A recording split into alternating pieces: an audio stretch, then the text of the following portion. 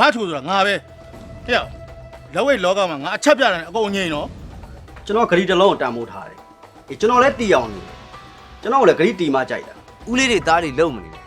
ခုနကမင်းလှုပ်သွားတဲ့အကွက်ကိုဘိုးကြီးကမတင်ငါလို့မင်းနောက်ကိုငါတို့လိုက်လာ အနေချင်းချောင်းတယ်ဓမြဝင်တန်ဝေစုခွဲရတာ 哦，他从这个你那里看到了哦。 ဟဲ့ငါတို့ကဂိုင်းအောင်ရှိသေးတယ်မင်းကပြတယ်မှာကြည့်ရွာမှာဒီတက်တိုးရှိတဲ့6ရွာတကယ်ဓမြတွေ ဒီကောင်လာပြီဆိုတာနဲ့မင်းစိတ်ကျင်တဲ့အထိကြောက်ပါပြီမှတ်ပါပြီဖြစ်အောင်ငါလုပ်ပေးမယ်မင်းဟိုနားကနေစောင့်ကြည့် ကြပြီကိုကျော်လေးကကျွန်တော်လည်းဒီကောင်အယူကိုချိုးပြီးတော့တွားကြပါထိုးလိုက်ချင်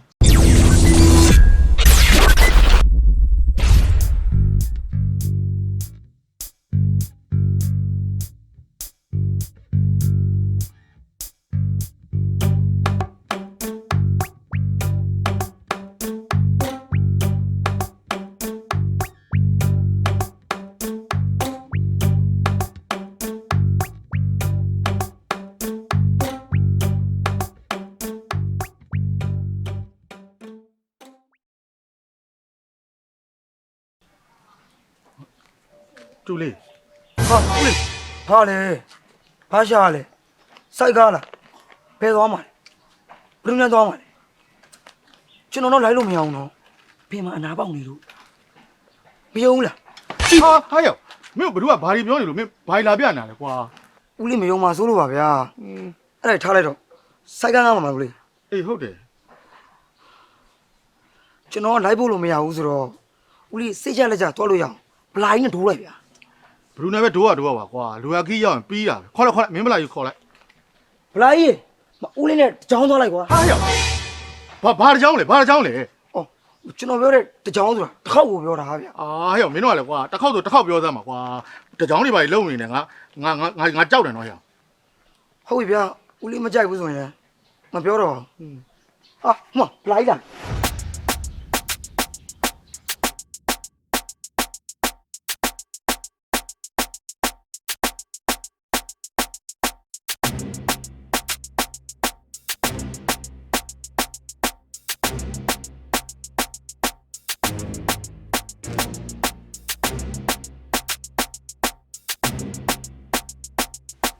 ဦးလေးဘာဖြစ်နေရလဲ ဟဲ့ရောက်မင်းခေါ်တဲ့ကောင်ဖြစ်ပါမလားကွာငါပြန်နင်းဖို့နေအောင် ဖြစ်ပါတယ်ဦးလေးอ่ะဒီကောင်လည်းကျွန်တော်တပည့်ပဲစောနာမှာစိုက်ကားနေတင်မိတာလား ဟမ်အော်ရောက်ဆောင်းနာမှာစိုက်ကားနေတင်ပြီးတာလားဘယ်လိုလုပ်ဖြစ်မှာလဲကွာဟဲ့ရောက်ငါမယုံတော့ရောက်ဒီကောင်နဲ့ငါမသွားဘူးဟာဟဲ့ရောက်မင်းကလာမကြည့်နဲ့တော့ဟဲ့ရောက်ငါကြောက်တယ်ငါအော်မှာတော့ဟဲ့ရောက်မင်း မဦးလေးအော်တော့မအော်လိုက်ပါနဲ့ဟိုဦးလေးသူနဲ့မသွားရဘူးဆိုလဲစိုက်ကားနေကိုကျွမ်းကြည်နေနဲ့ကျွန်တော်နဲ့သွားလိုက် ဟာဟုတ်တယ်ဦးလေးကင်ညာနာဒီကိမှာစီယာရွေး ဟဲ့ ဗျာ မင်းပြောနေမင်းခေါ်လိုက်ရင်ပောက်ကြရတယ်ဟုတ်မင်းတကယ်နင်းတယ်နော်ဟဲ့မင်းကဘာလို့ကြည်နေလဲဟဲ့မင်းလုံးဆက်ရှိရတော့လို့တော့ ဟေးတော်မင်းနဲ့သွားတော့ ဟဲ့မင်းတကယ်နင်းတယ်ကျင်းသေးရနော် ဩတကယ်နေတတ်ပါလေဆိုဦးလေးဟာလာဦးလေးကျွန်တော်လူဂင်ချားတာတော့တော်ကန်ကောင်းနေသိလားအော်နေအောင်လေဦးလေးဒါလေးခံမယ်ဟာ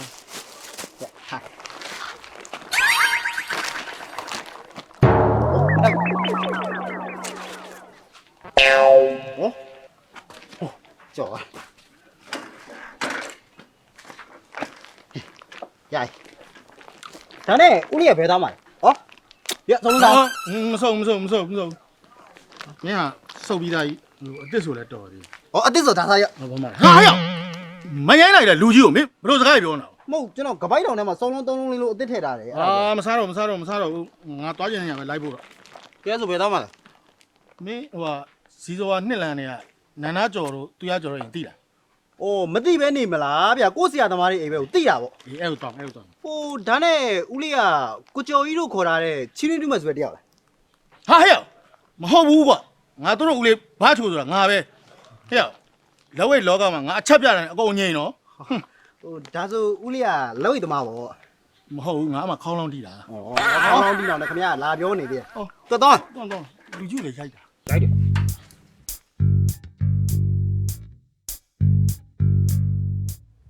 ဒါငဲ့ပါ။ဒီနေ့ဦးလေးလာမယ်ဆိုတာသိရတာနဲ့မင်းဘာလို့တော့မကြိုရလဲ ဦးဘာလို့သွားကြုံရမှာလဲပါဇက်ပါရွာရောက်6တော့ပါအိမ်ရောက်နေတဲ့ကိစ္စအချိန်တန်သူ့ဘာကိုရောက်လာမှာပေါ့ကလေးလည်းမဟုတ်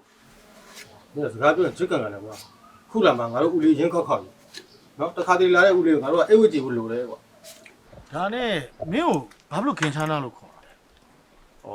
အဲ့ဒါဘယ်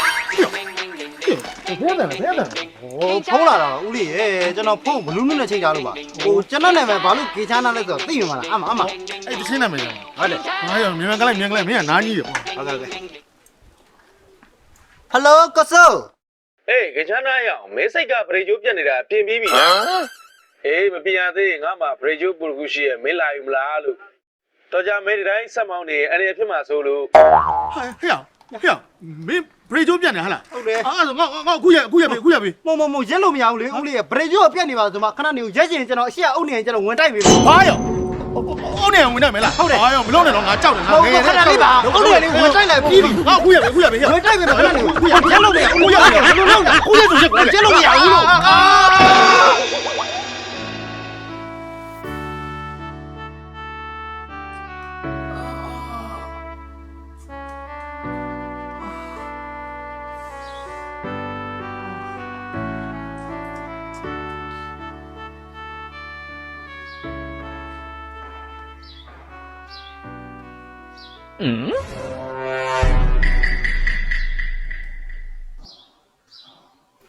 ဟာ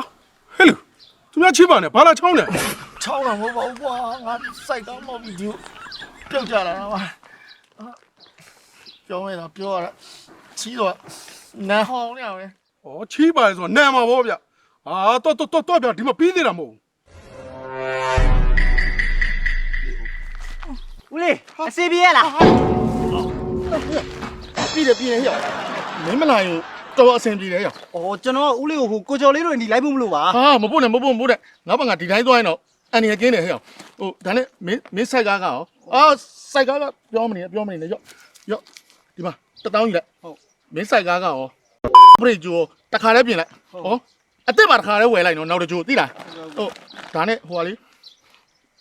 ငါတူတွေအိမ်ကိုလေတစ်ချက်လောက်လမ်းညွန်ပေးသားမှာငါမရောက်တာကြတော့မမတ်မိတော့လို့ ဟုတ်ကဲ့ဟိုဒီတဲ့သွားပြီးညာဘက်ကိုချိုးလိုက်နှစ်အိမ်မြောက်ကအဲ့ဒါသူတို့အိမ်ပဲဟိုကီလိုမီတာနဲ့တော့မယ်ဆိုရင် ကီလိုမီတာနဲ့တော့တွက်နေသေးတယ်ကွာငါဘာငါသွားမယ် ဟုတ်ကဲ့ဝါနာရာချင်းတူအောင်တစ်ချက်စားသွားသေးတယ်ကွာဟဲ့ဝိုင်းကြီးမင်းအောင်ကြည့်လို့ဟောတယ်ဒီမှာစိုက်ကားလေးတွေလာထူအောင် လာပါပြီကွာမင်းတို့ကလေချီးပါတော့စိတ်တော့ကမျိုးမျိုးပေးလာပြီ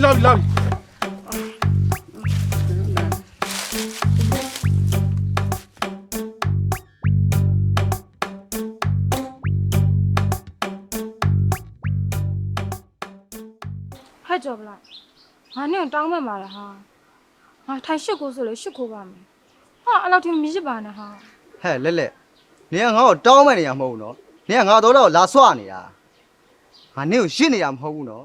နေကောင်းစေချင်လို့ပြောပြနေတာအဲ့နင်သိလား အေးပါဟာငါလည်းမကောင်းမလို့တဖြည်းဖြည်းနဲ့ပြင်နေပါပြီဟာ ဘာလို့ပြင်တာလဲနေအကြည့်နေကြအောင်လေနေနဲ့ငါတကယ်ကြီးလို့ပြောမှာတော့ငါရှက်တယ်သိလား အေးပါဟာနင်ကလည်းငါတော့တောင်းမှန်တော့နင်စွတ်ပြောနေတော့တာပဲ သွားတယ်မှာဟာလာမပြောသမ်းပါနဲ့ ဟာတောင်းမှန်ပါတယ်ကြော်ပလိုက်ဟာနော်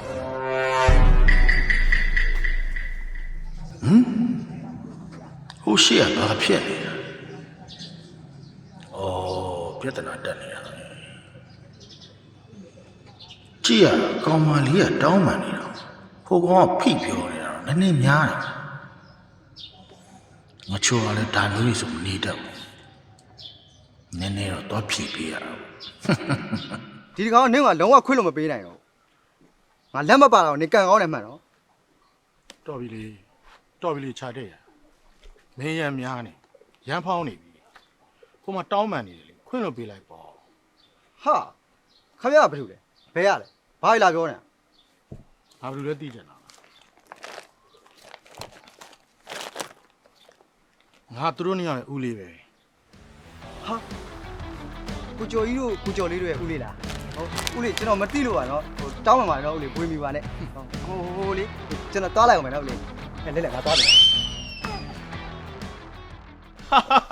ဒါမျိုးကြတော့ကြောက်တက်လိုက်တာ ခုလကုညီပြီလားကျေးဇူးနော်ဦးလေး နင်ဤပေါက်လိုက်တာလား တောင်းမှပါတယ်နော် တောင်းမှမနေနဲ့ဟာသုံးလုံးတော့ပေါက်ပြီးနေပြီပဲတောင်းမှမနေနဲ့တော့ဟာထပ်ပေါက်ပြန်ပြီဟာဟဲ့မတရားကြီးပါလားဟာတလက်ဆက်ကြီးဟာရမ်းတော့ရမ်း ကိုပဲအပိုင်းကကြော်ဆိုတဲ့ကောင်ကိုသွားဖြဲပေးရမှာ ခဲတိုင်းစုရလုံနေတယ်အဲ့ကိစ္စကိုရွှေ့ရွှေ့လိုက် ဟာကိုကြီးရက်ရွှေလို့တော့မရအောင်တော့ကျွန်တော်ဂရီတစ်လုံးကိုတန်မိုးထားတယ်အေးကျွန်တော်လည်းတီအောင်နေတယ်ကျွန်တော်ကလည်းဂရီတီမှကြိုက်တာမတီလို့ကတော့လေအဲ့လိုတွဲဖြဲပြမှာနားလေလား နင်းပြောလိုက်ဒီတိုင်းပဲ နာနာကျော်ရေဇူအကျော်နာနာကျော်ရေ ဦးလေးလာဟာတော့ပြော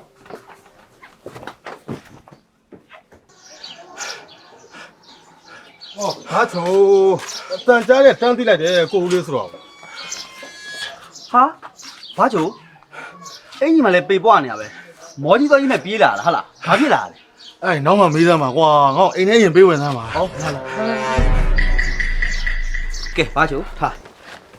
ဟမ်ဖြားလေးပါလိမ့်မခင်းဘူးလား ဩဘာချိုကလည်းကိုတူလေးအိမ်လာတော့စောက်ကြီးစောက်ကျင်နဲ့ဖြာမေး ဟာဟဲ့ကိုဦးလေးမင်းအဲ့လိုပြောရတာအဲ့ဒါပဲကြည့်တော့ဖတ်ချူဒီကောင်အခုတော်စကားပြောတာရမ်းရိုင်းလာတာ ငါလက်နဲ့ဝေးနေလို့ပါကွာ ရှောက်တော့ဆုံးမှာပါ ဘာပါသေးလဲ ဘာမှမပါဘူးဘယ်တော့မှပါလို့လဲမင်းသိရတာမေးပဲ ကိုတူတီလာတာလက်ပါလေးစားကြရပါဝယ်မလာ မ ဘူး ဝဲဘူးမဝဲဘူးမဝဲဘူး ကဲအဲ့ဒါထားပါအောင်ဘာချိုစောစောကလေဟိုအင်ကြီးတွေလည်းပေကြံပြီးတော့မော်ကြီးတော်ကြီးနဲ့ပြေးလာတာအဲ့ဒါဘာဖြစ်လာလဲ ဟာဟဲ့အဲ့ကြောင့်ငါမပြောချင်ဘူးအဲ့ကြောင့်ပြောချင်ဘူးအဲ့ကြောင့်ပြောရင်မင်းတို့ကချီးစော်တွေနန်ကုန်လိမ့်မယ်ကဲထားပါကွာအဲ့ဒါပြောရင်ရှေးကြီးပဲနောက်မှပြောပြမယ်ငါခုပင်မန်းကရေချိုးခြင်းပြီ ဟာဘာချို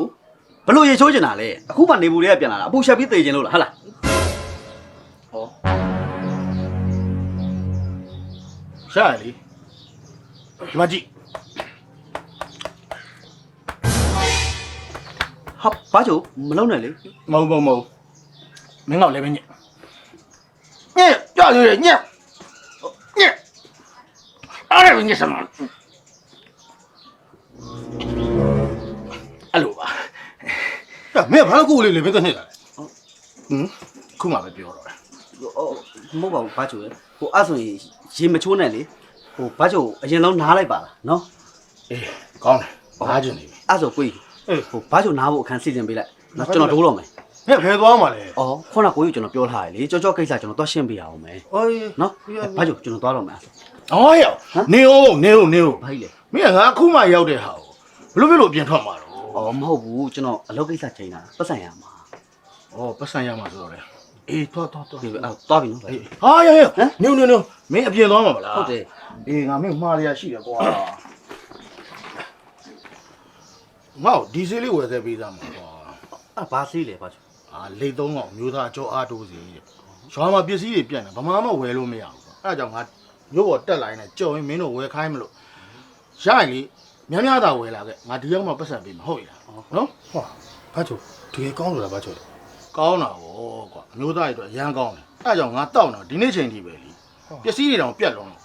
နော်ဝယ်ခဲ့နော် ဟုတ်ဘာချိုဝယ်တယ်အေး ဟဲ့ငါအဲ့ဒါငါတို့ပဲတခုပဲကွာနော် ဟုတ် ဆက်ဆက်မင်းမဆိုင်ကြလိုက်တာ ပြီးရောအဲ့တော့သွားတော့ဘာချို အေးဟုတ်ပြီ โอเคဝေး မင်းလည်းတော့အဲ့လို့အခုချိန်ထိလုံနေတော့ဟုတ်လား ဟုတ်ပါဘာချိုသွားပြီနော် အဲ့ဒါကျေဘာချိုလာဘာချိုသမီးစားမှာမလား ထမင်းရင်စားလိုက်မယ်ကွာရေနောက်မှချိုးမယ်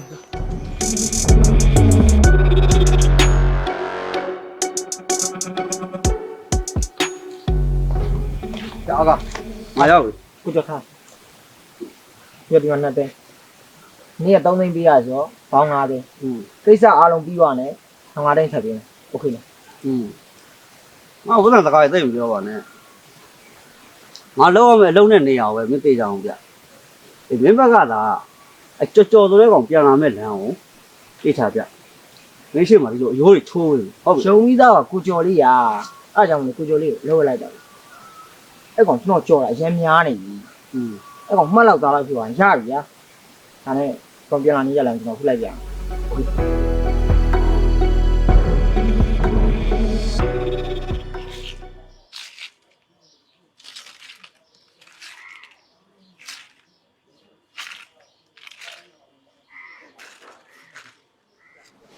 ဇင်းနေ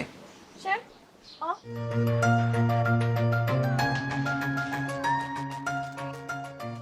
ကြည့်ဘာကိစ္စရှိလို့လဲအထဲဝင်လေ ရတယ်မွန်းတော့ဒါနဲ့စီသူရှိလားဒီမှာဘိုးကြီးတို့ကမေးတရားရှိလို့လေစီသူလာရှာတာ စီတူကဗီဒီယိုခုံပဲထွက်သွားတယ်အရေးကြီးလို့လားဖုန်းခေါ်ပေးရမလား ရတယ်ဗီလီယက်ခုံမဲ့သွားတယ်ဆိုငါတို့ပဲလိုက်သွားလိုက်တော့မဆက်နဲ့တော့ထိုက်တော့ အော်ဟုတ်ကဲ့ဟုတ် အေးကောင်း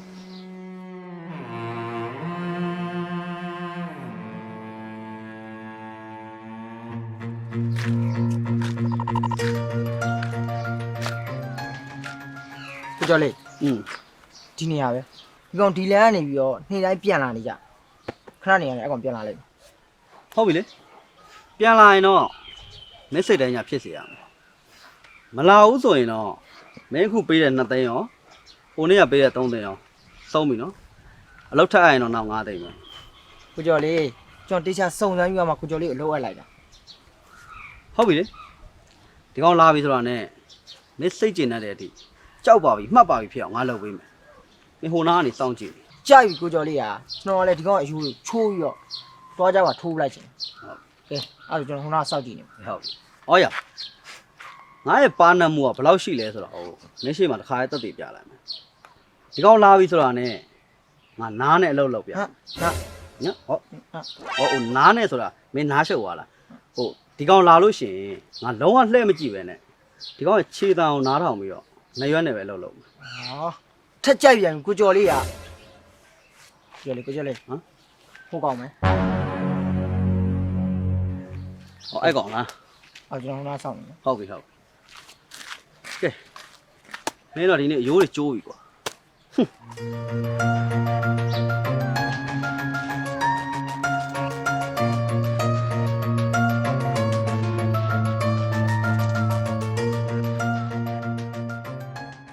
ဟာအုတ်ကြီး ဟာတက်တော့ ဘယ်သွားမလို့လဲ ဗီလီယက်ခုံဘက်ကိုစီသူ့သွားရှာမယ် ဟုတ်လား ဟေး ကိုနေ့ကတော့မှအန်တီကိုဈေးထဲမှာတွေ့လို့မဟုတ်ဘူးကျွေးခိုင်းလိုက်တယ် ဒီပေါ့ကွာမလို့ကောင်းနေရတော့နော်အတော်တွေ့နှိမ့်ဆက်ဖို့တော့ ဒီအကြီးကတစ်ခါတည်းပဲ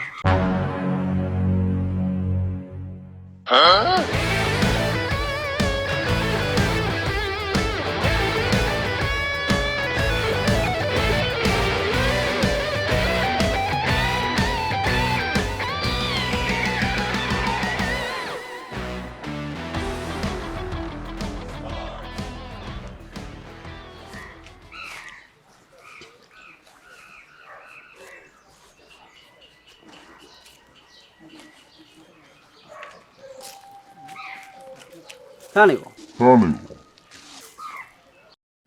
What the fuck bro မင်းနာမည်ကကြော့လား ဟုတ်တယ် ဒီမှာပတ်စံတွေ့လား တွေ့တယ် ပြပြလဲလဲပြောစမ်းအပန်းအောင် ဟုတ်ကဲ့တွေ့တယ် ဒီပတ်စံကဘာလို့ဖို့လဲသိလား မသိဘူး ဒီပတ်စံကငါစေရန်ယူထားတာအေးဘာအတွက်စေရန်ယူထားတာလဲဆိုတော့ရိုက်ခွဲမလို့မင်းကိုရိုက်ခွဲမလို့ဘာလို့ရိုက်ခွဲမှာလဲဆိုတော့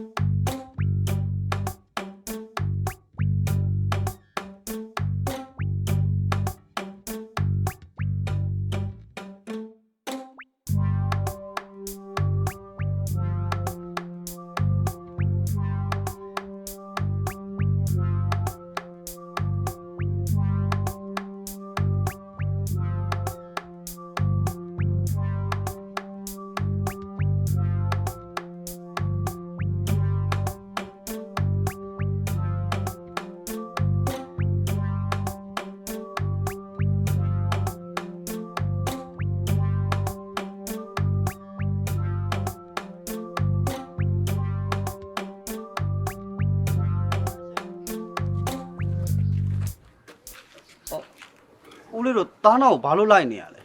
ဟဲ့သူကကြောဦးလေးတွေသားတွေလုံမနေနဲ့ခုနကမင်းလှုပ်သွားတဲ့အကွက်ကိုဘိုးကြီးကမတင်ငါလို့မင်းနောက်ကိုငါတို့လိုက်လာတာ တားခုနဘာလို့လို့လဲ ဘာလို့ရမှာလဲခုနကမင်းစရန်ဆိုလားရိုက်ခွဲမယ်ဆိုလား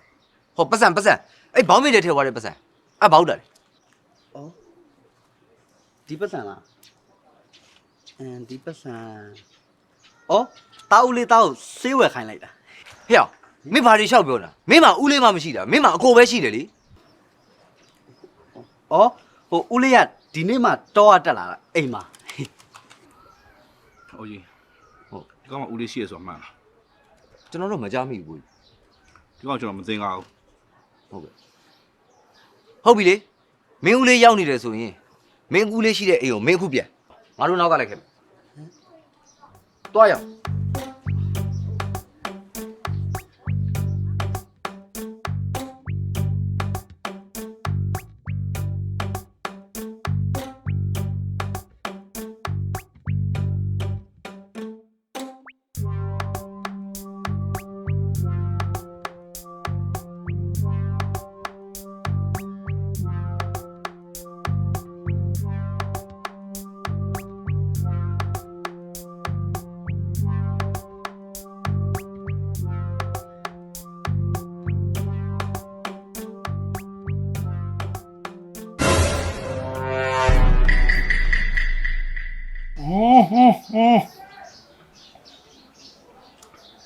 မင်းပြောတာမဟုတ်ဘူး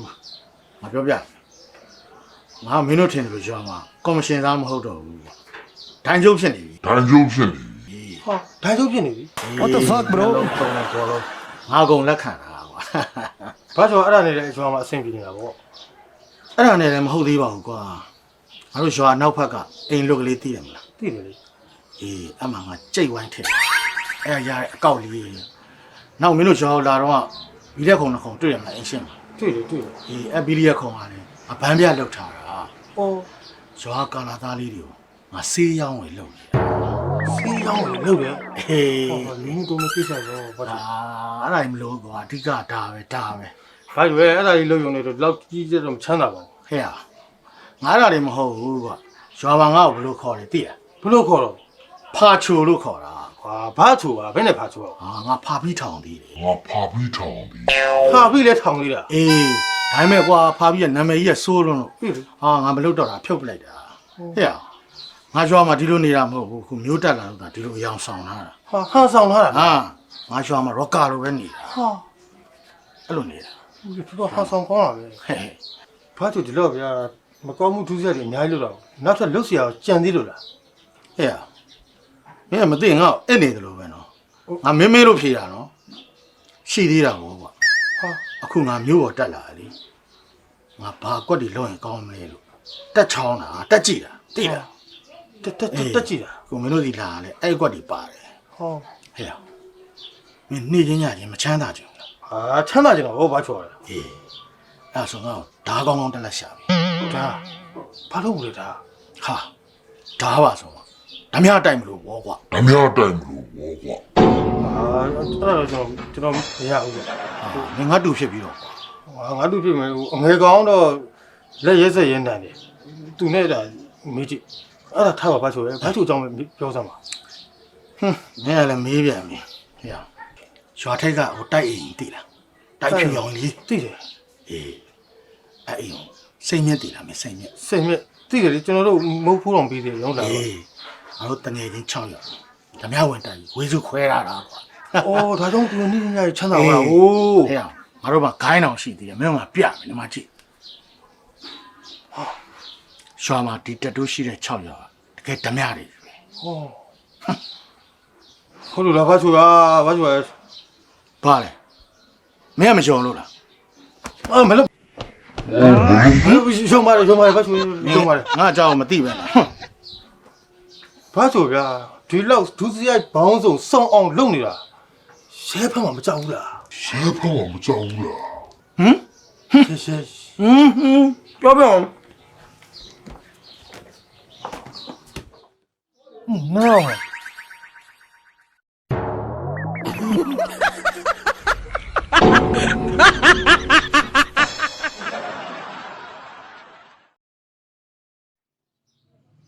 ခဏလေးနော်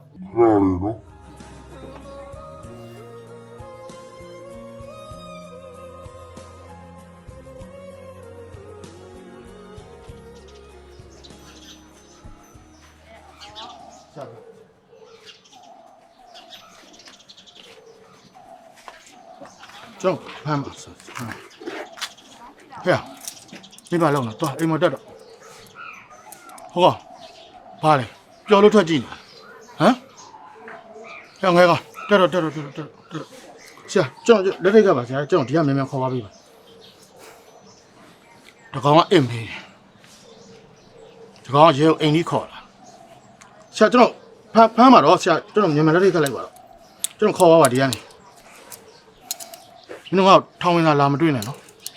ငါဝတ်စားတယ်အမှပါတဲ့ပတ်စံတွေမင်းတို့ယူထားလိုက်ဟုတ်ပြီလားကျွန်တော်မြန်မြန်လေးခတ်ပြီးခေါ်ပါဆရာကျွန်တော်ခေါ်ပါ